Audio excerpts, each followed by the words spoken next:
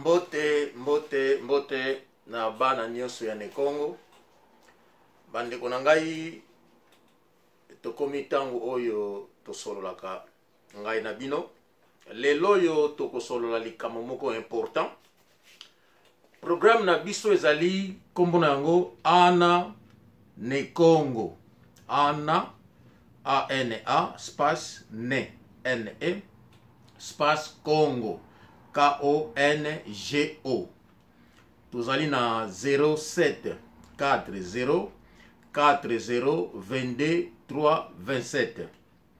Numéro na biso ya programme Ana Nekongo. Mikoliko ya okozala numéro ya website na biso na téléphone wana. Ule topesaka yango lisusu.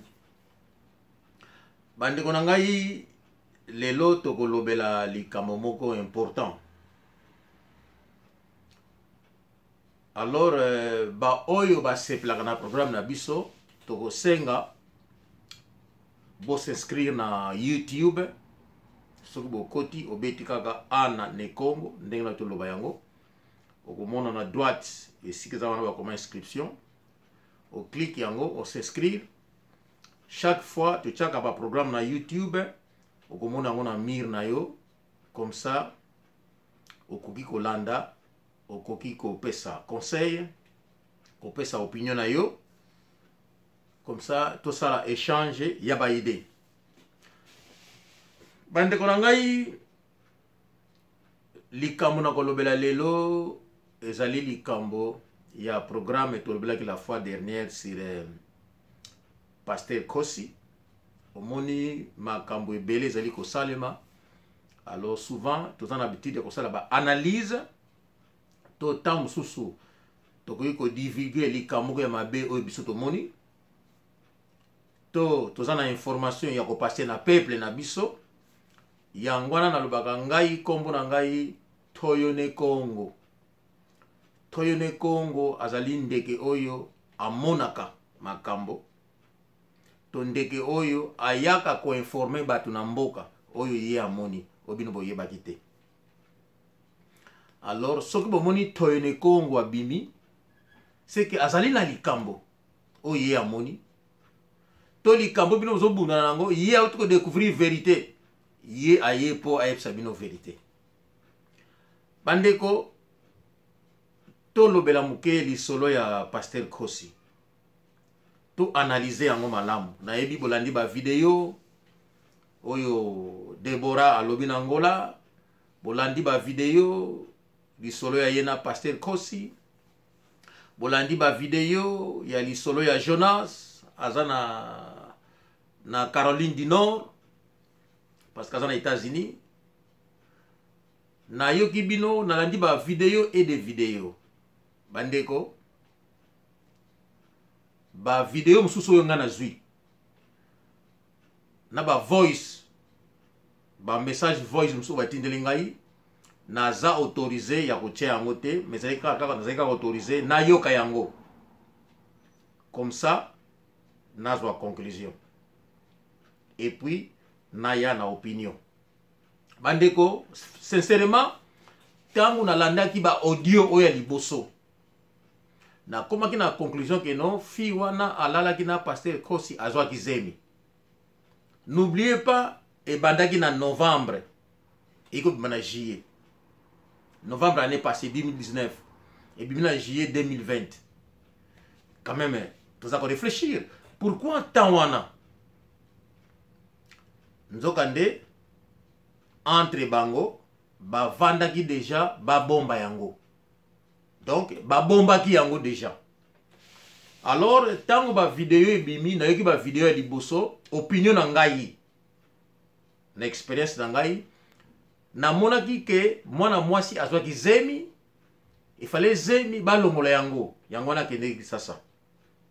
Là c'était mon opinion parce que ba makambo ngo tozali analyser yango.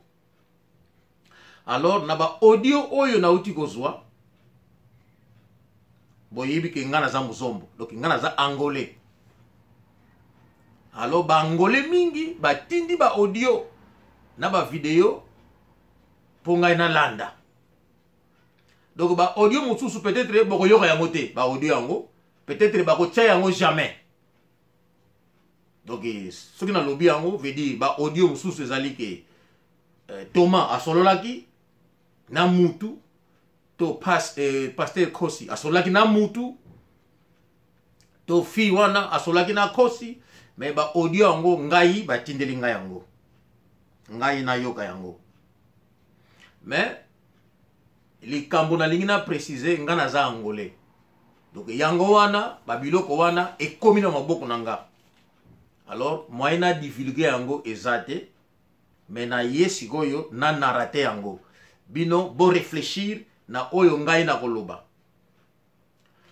Na bandeli ezalaki novembre 2019 et bimi na 2020 botali ba mois eleki. C'est parce que histoire yango ezalaki caché, ba bombaki yango ebimate, banani ba bombaki yango. C'est à vous de réfléchir. Est-ce que ezalaki Kosi na mwana mwasi wana na Thomas fiancé ya Deborah? Bandeko, tangu makambo wana ezosalema, Pasteur Zakai mwasi na ye libota na ye bazalaki au courant. Donc libota na ye mwasi na ye bakoki kozala au courant te sans que ye azala au courant. Na linkaka na touché parce que boyokaki conversation ya Zakai na Deborah, boyokaki ya Pasteur Kosi na Deborah, mais ba audio mususu boyoki yango te. Donc na se basé na ba audio batindeli ngai ya ba conversation Kosi na Deborah, Thomas na intel, bato baki incli na intel, ba audio wana donc donc nazo autoriser ko tia yango te pona ko boma mboka te. Bandeko na kokote la Pasteur Kosi te, mais na lingi na lobali kamomoko Pasteur Kosi aza mwana mobali. Mwana mobali oyo aza na mbongo na ye, akokini olinga 2 femmes, 3 femmes, 4 femmes, 5 même. C'est la possibilité ya mbongo na ye à gérer basi wana. Je pense que ba femme africaine ba kozala d'accord nanga. Kompe kozala d'accord nanga te. Ba homme africain ba kozala d'accord nanga, comme ba kozala d'accord nanga te. Mais likambo moko eza ko déranger kaka nde Pasteur Kosi azali pasteur. Donc il a azali pasteur à cause d'un acte, on a acte 3-4 femmes. Mais vous le savez qu'il y a des pasteurs congolais qui ont 9 femmes même. Et ces pasteurs-là n'ont jamais eu peur de dire aux gens que non, moi j'ai 9 femmes. Bon, souvent ils regardent la télé parce que pasteur wana aza hypocrite. Donc, ce qui est la réalité des choses, quelque part, Kosi, il est hypocrite. Donc, nga naza mouti à vérité, naza mouti à gauche-droite. Parce que yépe, à cause de la droite, il y a cause de basi, à kepe na Angola, à l'ali na ye mwasi moko na Angola, c'est la volonté na ye. Et ça peut problème na moutouté. Parce que moi, na mwasi moko, aza, moi na ya, en dessous, il y a 18 ans. Mais, comme il est hypocrite, alingaka abima mutu malamu, parce qu'il est pasteur, na même moment, azosala ba mabe. Donc, moi sikoyo abima na iloko wana kino copine nanga ezate. Soki asalaka yango, alakasa da plus de chance, parce que l'église na ye ba adoraka ye comme un dieu. Azana facilité wana. Que non, bon, Abraham a plusieurs femmes. D'ailleurs, dans la Bible, c'est écrit, ils ont permis. Dans a plusieurs femmes. Mais ma kambo lelo yi azoko ya namote. Alors, bandeko ngai na leki na ikambo wana. Bandeko na salaka video moko ya ndeko moko azali na Allemagne. Ndeko wana azaki na mwasi moko ya congolaise. Alors, azoki ba kokoso, il me semble ba na bana misaki ba kabana ki ndeko wana asalaki video na Kikongo. Abaki ki bandeko tobalaka basi ya mboka na biso ya munoko na biso mwana mobali ba fingaki ye ba fingi ye ebele alo ndeko wana ayeko benga ngai ayeko tilanga video wana abi ndeko tala ba fingi ngai ba buki ba voiture na ngai tala pasi na moni na libaya na ngai yango wana likambo oyo loba yango susu na lingala parce que ba congolais bazo finga nga moyete bandeko video wana na kamata ki yango na limbola ki yango na lingala j'espère que bino surtout vous avez se souvenir na video wana mwana mobali alobaki na Kikongo ya Kizombo après ça ngai video wana ndeko bandira ngo na lingala naloba oyo ye alobaki na Kikongo bandeko moto nyonso tu akoki kobala mwasi ya ekolo oyo ye alingi boyebi ngai ngana na mwasi moko azaki ni congolaise ni angolaise aki mtu lingala te azaki mtu anglais donc azaki choix ngana salaki mwasi na ngai ndako donc vous le savez quoi bandeko pourquoi nalobi likambo oyo mwana mwasi oyo azali angolaise te Deborah azali angolaise te nalingi nafungola bino Deborah azali congolaise azali na ndeko moko ya famille oyo abala angolais azaka na Angola lokola Angola ezali poubelle ya batu oyo akoki tike ya poto na mboka na yete il faut akende na Angola na poubelle sika bazoba bazali po bakenda bango na poto. Qu'est-ce qui se fait? Qu'est-ce qui se passe? Deborah aya na Angola po akende poto. Na moment oyo tozo parler ngana bino, Deborah asi akoma na billet d'identité. Donc akoma na carte d'identité.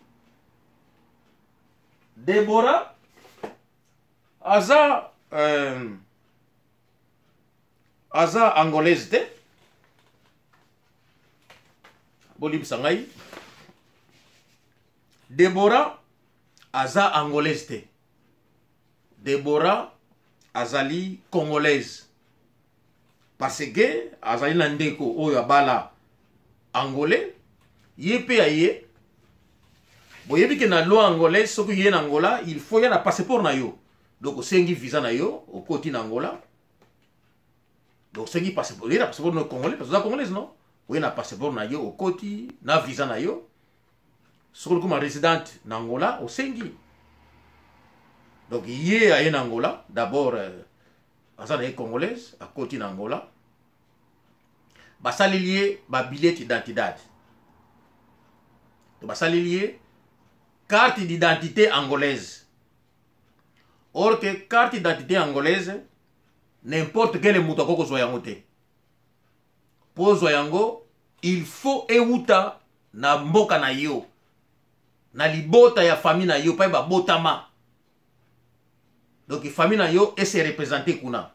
Alors, bande kona lobi yango parce que moto oyo asalaki identité pour na Deborah. Parce que basalela ye certidan, basalela ye cédula, basala yango na Quinta Conservatoria na Bairro Palanca na Polyvalente kuna ezali na municipi ya Kilamba Kiashi. Na ko repetir yango en portugais. Uma menina zairense que tem uma prima, uma tia, casada com um angolano. E ela entra em Angola, em vez de entrar com passaporte zairense, congolês, com visto de Angola, não sei como que ela entrou. Mas ela entrou em Angola, ela consegue tratar bilhete, consegue tratar certidão e cédula.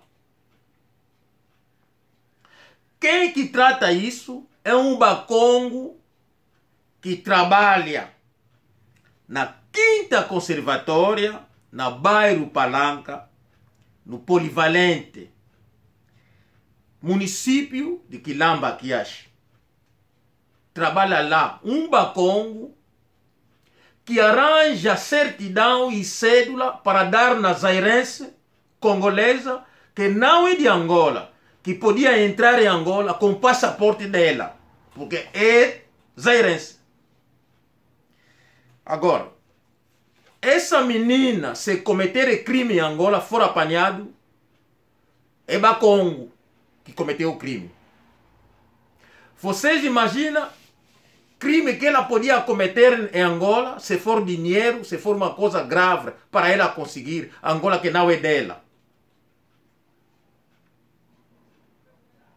Bozaku imagine, mwana mwasi oyo azui identité angolaise. Soki kopi ya mbongo yaki ke no aboma asala kamoko ya grave, to abwaka bombe, azo mbongo akende, azali congolaise. Boyebi ke akosala yango et puis akena ye parce que azana ye angolaise. Eza na mboka na ngate na iko luka. Sikoyo natuna ba question oyo. Pourquoi yé ayaki ne kaka na passeport na yé te congolais? Parce que ça n'est congolais, ayé na passeport na yé, a zui visa na yé, a continuer normal. Na Angola kuna pe, parce que ba ser na yé, ba ke ba produire visa na yé, a bandi ko vanda normal, a kopé ko sala na yé. Sauf que pe a koki ticket na yé, a voyager à partir d'Angola, a sengi visa na yé, a voyager. Mais pourquoi kaka il faut azwa mikanda ya bangolais? Est-ce que ayé que ça crime? Oya salaki? Moto oyo a traité les mikanda wana azali angolais asalaka na tinta conservatoria. Est-ce que ayebi ki asali crime, c'est trahison ye asali? Oyo biso tozali ko subir lelo na angolais. Bande ko boyebi ke nationalité ya mutu.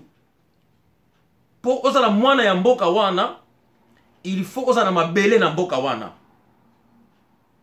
Lokola ngai ba koko na nga bazana mabele ze ya bango ezana kibokolo na mbanza zulu ba koko na nga bazana mabele ze ya bango ba koko na ngai bazali na ekolo na bango bango bazali nini bazali ba zombo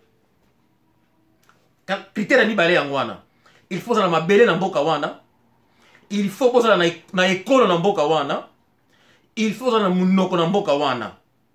Koko na ngai munoko na ezali Kikongo. Obino benga Kizombo parce que ekolo ezali Muzombo. Mboka na ye village na ye mabele na ezali na Mbanza Zulu. Koko mobali mboka na ezali na Ngombe Zulu. Mwana koko Andre Kiamena na Ngombe Zulu. Koko Kikongo ezali na Mbanza Zulu. Bazali Bazombo. Munoko na bango ezali Kikongo. Les trois critères wana et salaka moto azala angolais. Président de Santos Angola. Tata na ena mama na ye babotama na Saint-Tomé. Y compris yemoko abotama na Saint-Tomé. Na Angola azaki na mabelete. Na Angola azaki na mabelete. Na Angola azaki na ekolo te. Ko ezali ekolo na ye ezalaki te. Na Angola azaki na munoko te ke oke bo ye aza muzombo alobaka kizombo te ye aza mutu ya sid alobaka umbundu to ye aza mutu ya bengo alobaka umbundu. Donc azalaki na ni munoko ya Angola azalaki ni na ekolo ya Angola tribu ya Angola azalaki na yango te azalaki ni na mabele na Angola akolaki na mouvement ba Angolais tango ye akoti na mouvement ndenge ba Rwanda musu ba kota na Congo. Et na mouvement bangolais bazo bunda yepe azaki na bango ensemble type tant bazo indépendance yepe ba pesi be poste parce que abunda ki na bango ayoko comme président ya pays asali catastrophe oyi asali mwana na ye ya liboso abotama na Russie Isabelle dos Santos abotama na Russie na Angola mama na ye Russie na Angola azana ni mabele azana ni tribu azana ni langue bandeko na meka kupesa mwa exemple oyo. Alors fille oyo azana ni tribu, ni mabele, ni munoko na Angola. Akutani na nani? Akutani na Pasteur Kosi. D'abord fiança ko bala ye aza muzombo. Muzombo aza zoba moko boy. Soi-disant. Akutani na nani? Na Pasteur Kosi. Pasteur Kosi soi-disant matoyi ne déjà que non azana ba mbongo. Aza danser. Azomona batu bazo fuka mela ye. Yé déjà Angola ça n'a rien à voir na ye aye na Angola pour ake de poto ce qui bolanda qui sont na ye na Jonas alobi clairement alobi bien donc si na comprendre qui est déjà que non abia na posa ya nzoto nanga yango na ntango nakendeki kuna nazalaki deja ya kobongama batuni ye na Jonas. Ah donc oyebaki deja ke non soki oyo koya bakobima na bino bien tina akendeki naza mwana moke te nayi deja kobonga parce que nayebaki te aa na posa na nga. C'est clair. Ngai te nalobi ye moko alobaki.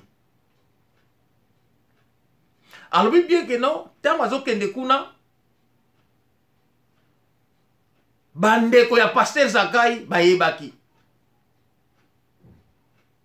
Mokolo ye azongi batuni ye kutu. Ok kuna umeli kuna mikolo ebele boye kuna. Donc à l'exception ya mokolo wana lalaki kuna azonga isu kuna akomene kolala kuna. Na Pasteur Kosi na chambre na ye. C'est elle qui dit bolanda conversation ya Jonas na Caroline du Nord. Ndeko bandeko na ngai ezaleli wana ezaleli ya bana na biso bazombo te. Ezaleli ya bana na biso ya Mbanza Kongo te. Ezaleli ya bana na biso te ya Kabinda. J'espère que na pesi ba explication ba exemple belé. Bongo na kosala programme susu o na ko parler kaka silikosi na berero salami na Toma na bato bango za ko kotsa na kati. Mais nazo ko toucher na point moko bomo na ezaleli ya mwana wana. Na longoli Pasteur Kosite na côté liété. Mais nazo ya na point par point. Na lobi na bino na landi ba audio o ba tindelinga omsu bino na boyokite ba tindelinga yango. Et puis ba audio na ko bimate parce qu'il faut que protéger Thomas. Il faut que protéger Batu Mususu. Peut-être pour que Tumba Pasteur Kosite. Donc nous sommes au milieu du terrain, au milieu du village pour clarifier na Batu. Bandeko, j'espère que bozolanda ona zoloba. Bandeko nangai mwana mwasi wana a clarifié ye moko ke tia kendeki ayebaki oazo sala. Makambo tuba sala na kosi ye azalaki ko enregistrer yango. Pourquoi?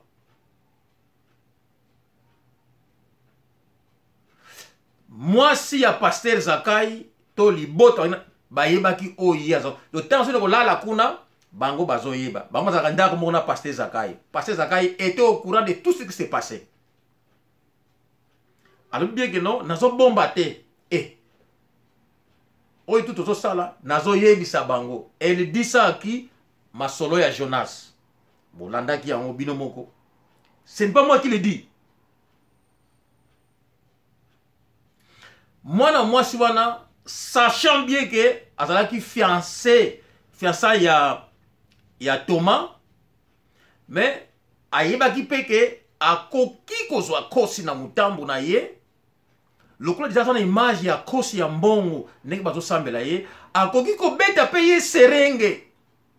Kosi ya saleli ba fer abendi na mikili na sima ya Thomas.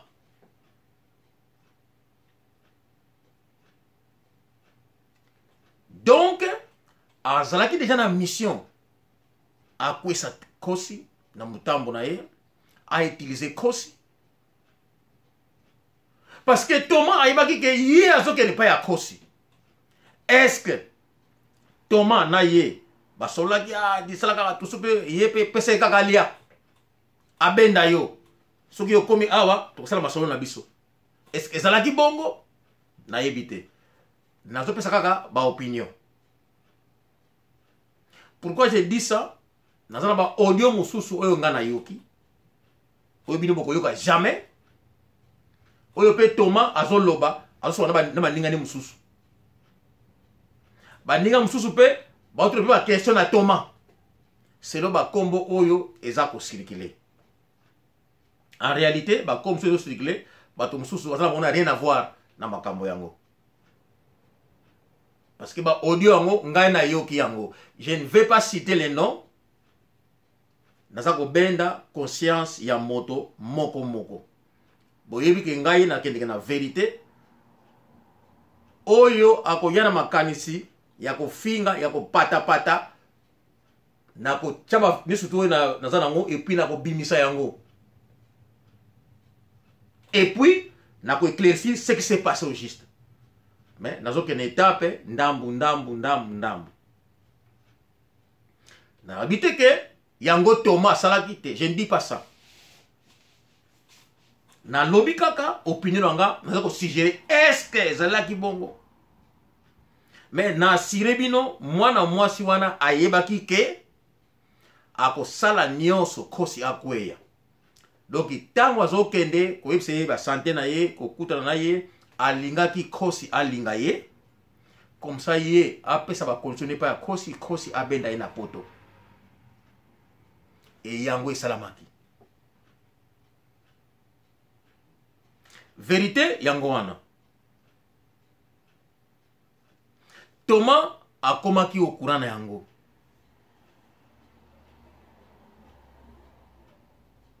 Kosi ayebaki oya salaki bambongo oya pesaki pona ko calmer yango. Mais je vous assure bakutanaki Thomas Kosi na Deborah. Likambo esalamaki wana bambongo esirikilaki pona ko boma likambo yango. Mais bobo sanate ke mwasi ya Zakai na bandeko na ye bazalaki okura makambo wana. Likambo soki ebi batu mibale misatu eza lisusu secrete. Mwana mwasi wana ayana Angola koluka nzela ya poto. Webike muzomba azali zoba. Thomas aza muzombo, donc azali zoba. Pasteur Kosi aza muzombo, donc azali zoba. Donc moto oya leki bango mayele kaka congolaise azali danger. Pays elolo bango mongo babandenge nini? Pays makasi soki babandenge na yebi na bosani yango. Ekolo makasi. Alors sachant que Kosi aza mayele te, mais Kosi pe aza mayele na ye en tant que moto. Kakande azalaki pasteur. Mais Kosi avait bien sûr. Kosi amonaki malamu ke non mwana mwasi wana ayeko mitike pa na ye. Soki ngana zalaka Kosi azalaki na tina te apesa yeba masolo ebele parce que déjà amonaki ke ayeko mitike pa na ye. C'était facile. Kolala ye, kopesa ye mbongo kokabela ye esili nango. Masolo mususu ezala nango te. Mwana mwasi wana alobi yango ye moko ke déjà ye asantaki Kosi yake na pose ya nzoto na ye. Mais Kosi ya biso likambo te yo sentir que non aza na pose ya nzoto na yo. Parce qu'alingi se couvrir. Na moment oyo ba yebisaki ye bakosala pona ye poto aya babenda ye nyonso esalami te. Oyebi ke soki mwasi opesi ye posa na ye te akovanger. Est-ce que mibali boyebi to boyebi yango te? En plus batu oya akovanger bazana bango bazombo. Bandeko na ngai tozo parler sur comportement. Boyebi ke ona zolo bazali ya solo. Ba exception ezali, ba etambo l'exception ezali. Mon frère, mais tokende na monde réel. Nazo parler na monde réel. Mwana mwasi wana akokaki koya na Angola na passeport na ye congolais. Azubi na visa na ye. Mais asalaki yango te. Donc azana Angola illégalement. Azui ba carte d'identité ezali illégal. Moto wana asalaka na Quinta Conservatoria na boyi kotanga kombo na biso bakokanga yo. Na bombi kombo parce que seulement ozali angolais ya Kikongo. Mais soki gouvernement police etuni ngai na kopesa kombo na bakanga yo. Okosala ngai eloko te, ezala na poto, ezala na Angola, okosala ngai eloko te. Tozali ko défendre patrie na biso l'Angola. C'est tout. Donc, soki ba koti a contact na ngai, na kopesa bango kombo, okokangama. C'est tout.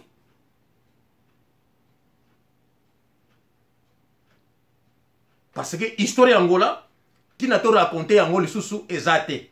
Cette affaire sangrante, babomaki biso parce que nous sommes de Bakongo. Mais indépendance Angola, biso tozu yango. Et ko senga indépendance biso senga ki yango. Ko banda na papa Olden, na papa Pinoki, ko banda na Neto, les Bakongo toujours.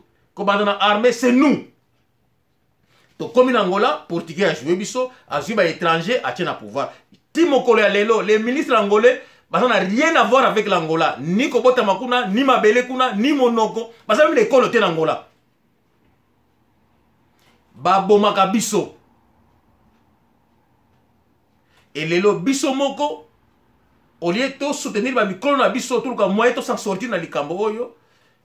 Nous sommes les premiers, il y a qu'à trahir patrie na biso. Nous amenons des gens qui sont des mauvais, qui peuvent même tourner pour nous tuer. Et nous sommes les premiers, il y a qu'à trahir batouana. Et ça, quand on a na Congolais, pour tout ça, on a Sénégalais, pour tout ça, on a Maliens, on a Nigériens, qu'on peut savoir une carte d'identité.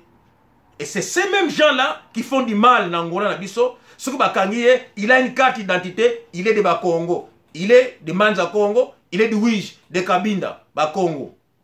Et ces gens-là au gouvernement utilisent ça contre nous. Donc moi si oyo, nous surtout oyo à Sali, azana qui préparait à yeba qui fois que des poteaux. À part fiancé na ye, est-ce que malembe Kosi aye, Kosi était millionnaire. Aki na ba solo disait à Kosi à mon avis que Kosi a commis dévailler à cause séduire Kosi. Et Kosi est tombé. Mais quand tombé à Kosi na moni ya bozo parce que Kosi a mukolo, il avait compris bien que non moi si yo azo sala boypo ngana sala yeboy. Kosi ozaki na tante opese ma solo ya Angleterre. Ozaki na tante opese ma solo ya batu mususu. Lelo oyo alobi nini? Que yo inséminé loko mo kati na ye à travers bakisi na yo ezotungisa ye. O moni ndenge azo la diffamation na kombo na yo Kosi. Tu comprends ça? Kosi, tu comprends ça? Kosi nazo loba na yo, nazo banga te, même na misu na yo, na koloba na yo, nazali angolais, défendre patrie angolana. Et oso toyune Congo. Ozo na ba garde corps na yo 20, 30, Kosi, lokona metele ma play kaka play mkitu blanga na meso ange. Kubanga ke vwanda ve sans réserve. Tu as commis une erreur grave.